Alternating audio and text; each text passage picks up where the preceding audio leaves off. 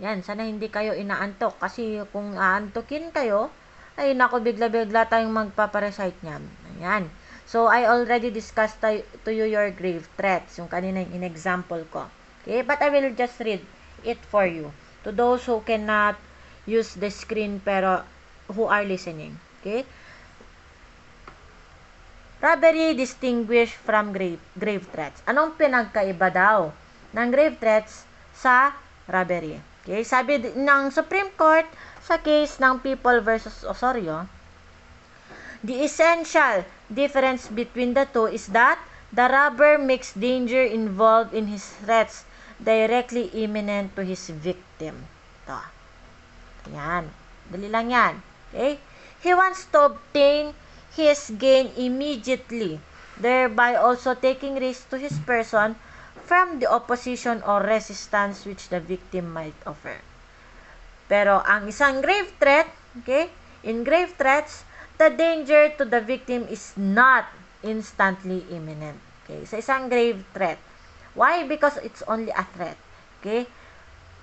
Nor, ibig sabihin, nor the gain of the culprit immediate. The accused used scheme to avoid any risk to his person. Okay? So, these are the examples of robbery VIP. Okay? Robbery with VIP. Ano yon? Nakikita nyo tong salitang ito? With. Okay? Robbery, kumbaga, ang sign niyan is plus. Plus, minus, okay, maalala nyo sa mathematics nyo? Robbery plus VIP. Ano yung mga VIP? Okay, that is provided under your Article 294. Okay? Okay? If you go over with your Article 294, there are 3 enumerations. Okay? And most of the penalties therein is your prison mayor and above. Okay? When we say prison mayor, okay? Here, in its maximum period.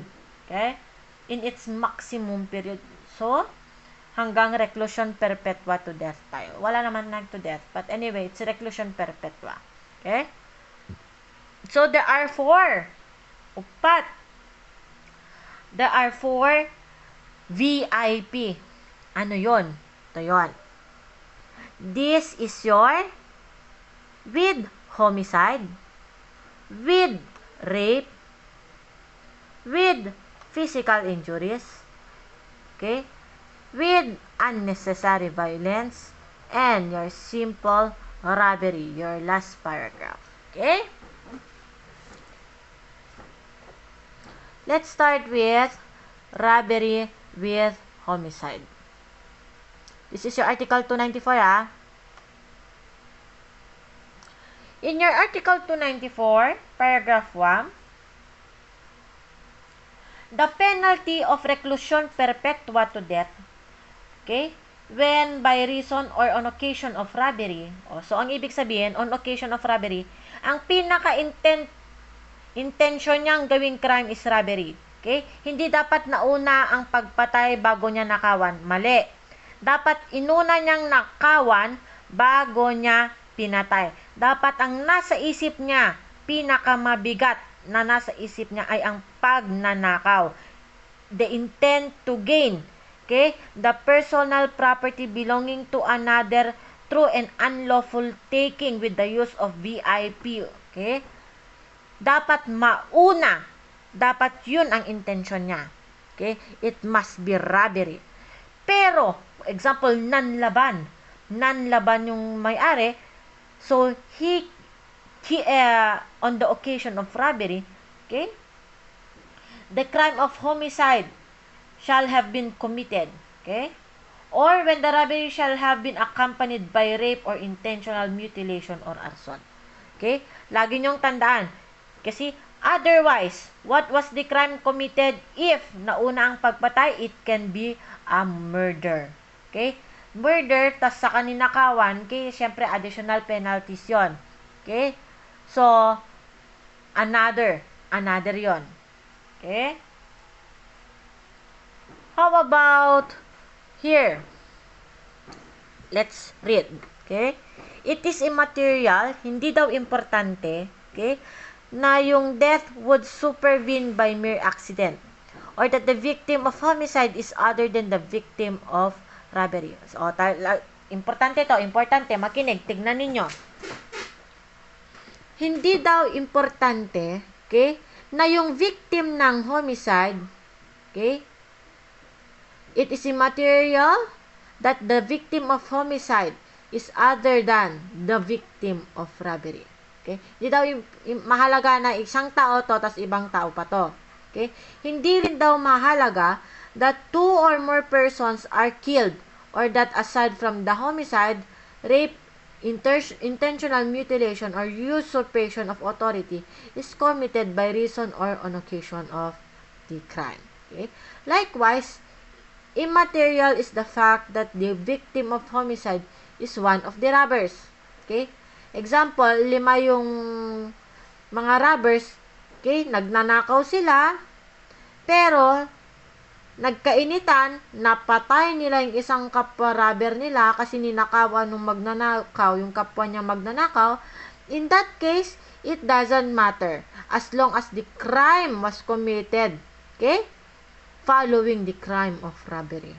So, that is,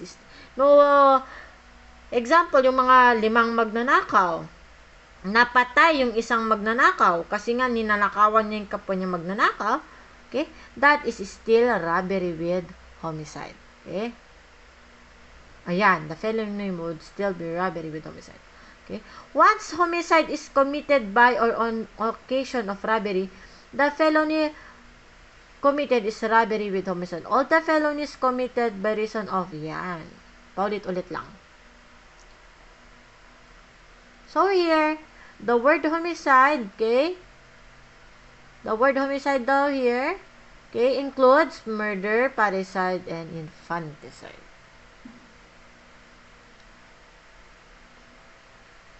To. If you remember your principal, when are you considered as a principal, accessory, and accomplice? I hope you remember your book 1. Okay? When homicide, okay, pag nagkaroon daw ng pagpatay, when there is a killing committed, okay, by reason or on occasion of robbery, lahat, okay, let's just say si si Pedro, si Maria, at saka si Juan. Okay? Si Pedro, Maria, at si Juan, robbers. All those who took part as principals in the robbery would also be liable as principals of the single and indivisible felony of robbery with homicide. Okay? Single and indivisible felony. Okay? Ma'am, kahit ba na magkakaiba naman sila ng participation? Okay lang ba yun, ma'am? Example, yung isa siyang sumaksak, tapos yung isa hinawakan niya yung kamay, tapos yung isa ay nagbi-video. Okay? In that sense, ang sabi ng Suprema natin, Korte Suprema natin, sa case ng People versus Labagala, okay? Even if they did not actually take part in the killing, ayan, unless, syempre, it clearly appears that they endeavored to prevent the same. Ayan, sabi dyan, in that case, ano ang magiging crime lang na nakomit nung the person who tried to prevent the happening of the homicide? Okay, if it's only simple, yeah, it's only, correct, it's only simple robbery.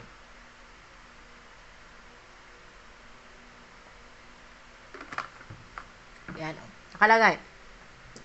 If a robber tries to prevent the commission of the homicide after the commission of the robbery, he is guilty only of robbery and not yan. All those who conspire to commit robbery with homicide are guilty as principals of such crime, kahit na hindi daw sila nag-profit or gain from the robbery.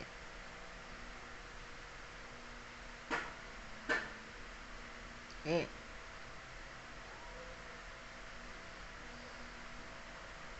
To. Ito, sa case ng, ito yung kakasabi ko kanina. Yan. Na hindi kailangan, so, it's not necessary that the person from whom the property is taken by means of threat or violence should be the owner. Okay? It is sufficient if the property is taken from him by means of intimidation or violence with intent to gain, okay? Possession of property is sufficient. Here, ownership is not essential. Okay? Next one, robbery with rape. Lagi niyong tandaan na yung mga nasa Article 294 is mga ano yan ha, single and indivisible crimes yung mga yan ha. Ibig sabihin, they have their own penalties provided under one provision of the law, and that is your Article, okay, 294. Okay, lahat yung mga yan, yung ano na yan, yung enumerate ko kanina. We proceed with Article with the robbery with rape. Again, that's also provided in your Article 294. Article 294 does not distinguish whether the rape was committed before, during, or after the robbery. Okay? Hindi daw importante. Okay? Kung nangyari yung rape before, after, or during the robbery. Okay? Ang importante lang, nagkaroon ng rape. Okay? Ito yung sinasabi kong example kanina. Na nakita niya si Ana, ganda-ganda ni Ana yung may-ari ng bahay. Okay? Here, the rape was committed after the robbery. Diba? Nagnakaw muna si Pedro bago nanyakawan yung may-ari kasi nakita niyang flawless pala yung may-ari. Here, it doesn't matter if there's a rape. It doesn't matter if it's before, after, or during. Ano bang hirap? Ang hirap naman nun, no? Robbery during rape. Nang-rape ka ng tao, tapos habang ninanakawan mo, grabe naman kamanyak nun, no? Okay? So, kawawa naman yung tao. Pero tandaan nyo, dun sa robbery with homicide, ang pinagkaiba niyan, sa rape, with rape, it is at any time. Basta may rape. Yung homicide, basahin nyo yung paragraph 1, okay? The crime of homicide shall have been committed, okay, by reason or on occasion. Ibig sabihin na una yung, ang main intention niya is robbery. Okay? To, tingnan nyo to. Okay? If, tingnan nyo yung primary objective. Diba? Sinasabi ko sa inyo, importante yung pinaka-intention niya. Ano bang gusto niyang gawing crime? Ano ba yung primary choice niya na krimen na gawin? Okay? Primary objective. Here, okay? If the rape was the primary objective, wala talaga siyang balak na nakawan. Okay? Gusto niya lang i-rape. Okay? Hindi naman salang. Ang gusto niyang gawin is rape, walang nakaw. Okay? If rape was the primary objective of the accused, let's just say Pedro versus Maria. Okay? Maganda, sikat na babae si Maria. Yan, laging maganda, maayos magdamit, ang bango-bango, matalino, mabait, tahimik, ganyan. Si Pedro, he is a fan of Maria for many years. Crush na crush niya. Ngayon, he thought of raping Maria. So, if rape was the primary objective of Pedro, okay, kung his taking of the jewels of the victim was not, okay, na intent, the original intent, con animo lucrandi, original intent, okay, the intent to gain, okay, but just to have some token. O, tingnan nyo to. Diba, fan nga ni Maria si Pedro. Okay, gusto niya ng memorabilia, gusto niya ng souvenir na na-rape na yung tao. Okay, but just to have some tokens of her supposed consent to the coercion. Ibig sabihin, example, may laging suot-suot na necklace si Maria. Just in the mind of the accused or in the mind of the offender, kailangang makuha ko yung necklace ni Maria para parang pakita ko na gusto niya talaga ako, na gusto niya makipag-sex sa akin, ganyan, at hindi ko siya ni-rape, ganyan. Here, The crimes committed by the accused are not robbery with rape, but rape with unjust vexation. Again, this is a complex crime. Okay? Next one. This is another rape. Okay? This is another crime. This one is band. Committed by a band. Okay? Remember your book 1. Okay? Where in the course of the robbery, the offended woman was taken by one of the accused to a place away from the house where the robbery was committed, and he raped her without the knowledge of his companion. Okay? Si Pedro, si Juan, sino pa? Si Junior, let's just say, si Pedro, si Juan, si Junior, tsaka si Mario, crush na crush nila si Grace. So, si itong 4 na lalaki na to, they tried to rob the house of Grace. Kasi mag-isa si Grace. Tulog si Grace. Nung nanakawan na nila si Grace, naiwan si Pedro. Sabi niya, ay, ang ganda naman ng babaeng to. Sabi niya. Nung pauwi na sila, sabi ni Pedro, guys, saglit lang. May naiwan ako. Balikan ko lang. Okay, sige, mauna na kami sa bahay natin. Okay, sige, sabi ni Pedro. However, pagbalik ni Pedro, he took Maria and si Grace, sorry. He took Grace and away from the house where the robbery was committed. And he raped her. At walang consent. Kita niyo yan? Without the consent of the other robbers. Here, he is only committed robbery with rape. Okay? Next one.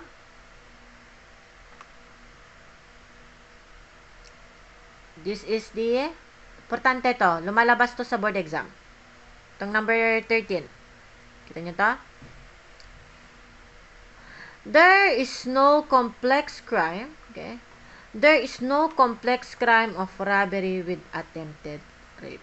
Okay. Bakit daw? Walang complex crime na robbery with attempted rape. Sabi ng batas. Bakit kaya? Okay?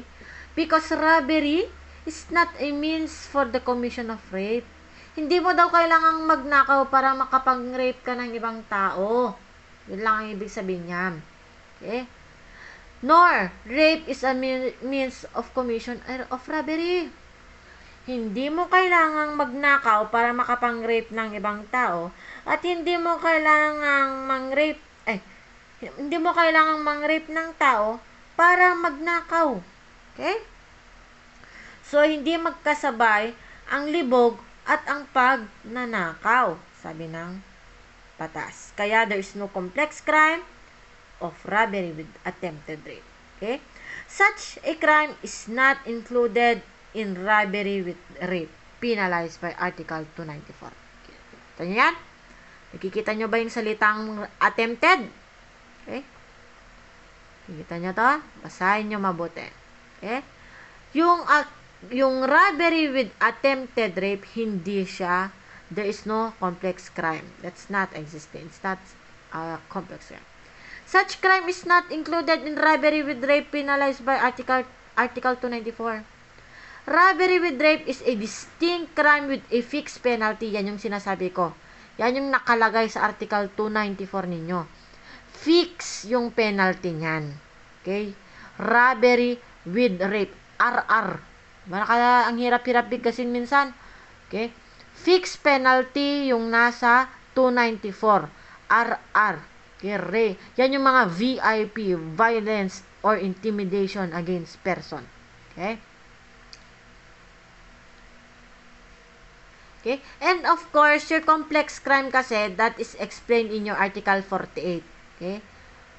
If robbery and attempted rape were committed on the same occasion, that would be a separate crime. Yan. Yung sinasabi ko sa inyo, that would be a compound. Compound na siya. Ibig sabihin, duwa. Sa bali nga, ang robbery, one crime, and attempted rape, another charge. Okay? Isang charge against you, kunyari, People versus Pedro, for the crime of robbery. See, criminal case 1, 2, 3. For the crime of robbery, okay? And another, People of the Philippines versus Pedro, okay? Criminal case number 4, 5, 6. Attempted rape. Pero, yung nasa Article 294 ninyo, kasi it's a fixed penalty, okay? Although, nakikita nyo, may robbery, tapos may rape, kaso with ang nakalagay. Okay? Especially, it is a complex crime provided yung Article 294. Okay? It's not a complex crime within the meaning of 48. Yan. Kita nyo yan? So, may sariling penalty. Yung nasa 294. Okay? So, pag makakasuhan si Pedro, okay, People of the Philippines versus Pedro, criminal case 789, robbery with rape. Isa lang. Okay? Yes. Of course, you know what is a band. Okay? What is a band again? A band is, yan, malefactors. 3 or more. Okay? Ibig sabihin, more than dapat it must be more than 3, 4 and above. Okay? Malefactors or sabi nila, malefactors, yung iba malefactors. Whatever, as long as you know the spelling. Okay? Take part in the commission of robbery, it shall be deemed to have been committed by a band. Madali lang naman yan. Basta, more than 3 dapat. More than 3. So, 4 and above.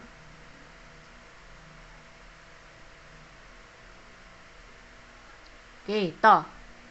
If you remember your justifying, exempting, mitigating, aggravating, and your alternative, okay, circumstances. Ito. Isa sa mga aggravating circumstances is when the crime was committed by a band. Okay, more than 3 sila. Okay, ito na. Okay, will that be a aggravating circumstances? Sabi dito, okay? If robbery with homicide is committed by a band, okay, the indicable offense would still be denominated as robbery with homicide. Kahit daw more than 3 yung nag-commit ng robbery with homicide, okay, of course, by a band, okay? But the circumstance that it was committed by a band is not an element of the crime, but is merely a generic aggravating, okay? Which may be offset by mitigating. Yan.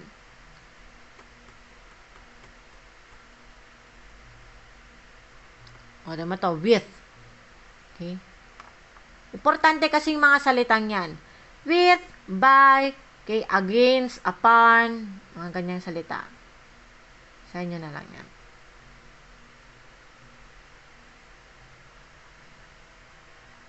Robbery in an inhabited, okay, inhabited house or public building. Na-explain ko na sa inyo kanina ito. Pero let's just, what is inhabited house? Ano ba yun? Inhabited. Ibig sabihin, walang nakatira. Okay? Robbery in an inhabited house or public building or edifice devoted to worship. Okay?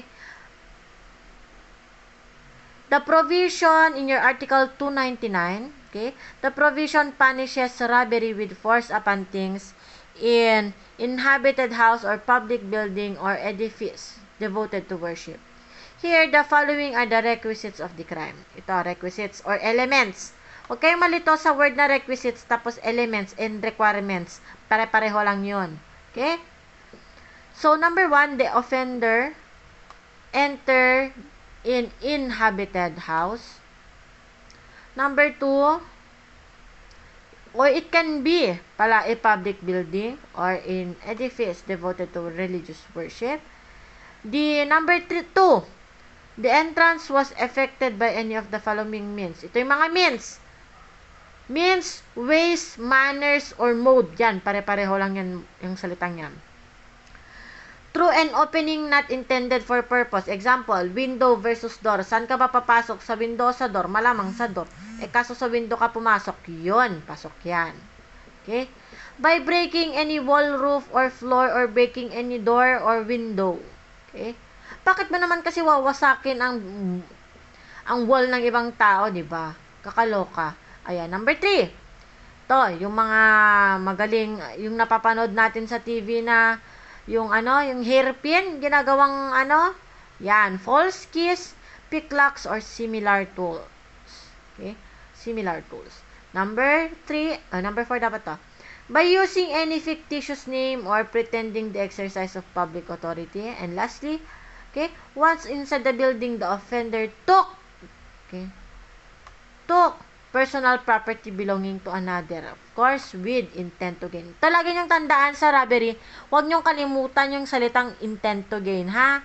Kasi kung walang intent to gain yan, alam niyo nang mangyayari. Okay? That's another crime. What is a public building? Of course, your school is an example of public building. Classroom. Okay? Mga library. Okay? The term public building includes everything built and owned by the government, okay, or belonging to a private person but used, okay, tingnan nyo, used by the government, okay, kahit daw unoccupied. Kung kanina may nakatira, dito naman tayo sa walang nakatira, uninhabited place. Okay? Sana buhay pa kayo. Okay?